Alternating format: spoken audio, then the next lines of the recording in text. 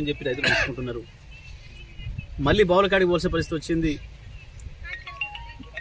గత 9 సంవత్సరాలు కరెంటు కొరకు బావికాడికి పోయే అవసరం లేని రైతులు మళ్ళీ ఇప్పుడు బావులకాడికి రాత్రి పూట పోవాల్సి వచ్చింది.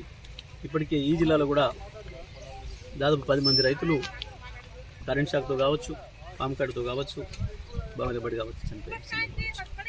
అంటే మళ్ళీ 2014 కంటే ముందు పరిస్థితులు ఏదైతే ఉండేనో, రైతాంగానికి ఏ బాధలు ఉండేనో మళ్ళీ అన్నీ కూడా తీసుకొస్తుంది కాంగ్రెస్ ప్రభుత్వం. వీళ్ళ చేతకంతనం వల్ల, వీళ్ళ నిర్లక్ష్యం వల్ల, వీళ్ళు కేసీఆర్ గారి పైన ఉన్న కక్ష వల్ల రైతులకు శిక్ష ఇస్తూ ఉంది ఈ ప్రభుత్వం.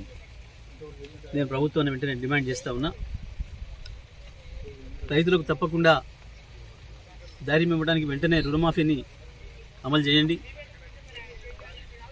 రైతు బంధు వెంటనే మీరు చెప్పిన ప్రకారం 15,000 ఏది ఇస్తున్నారో ఇవ్వండి.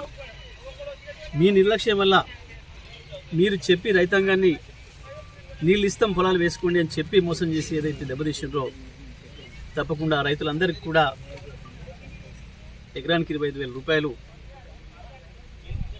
నష్టపరిహారం ఇవ్వాలి. రైతాంగం యొక్క అప్పులు తీర్చే పద్ధతుల్లో ప్రభుత్వం ముందుకు రావాలి, వెంటనే ప్రణాళిక ప్రకటించాలని చెప్పి నేను డిమాండ్ చేస్తాను.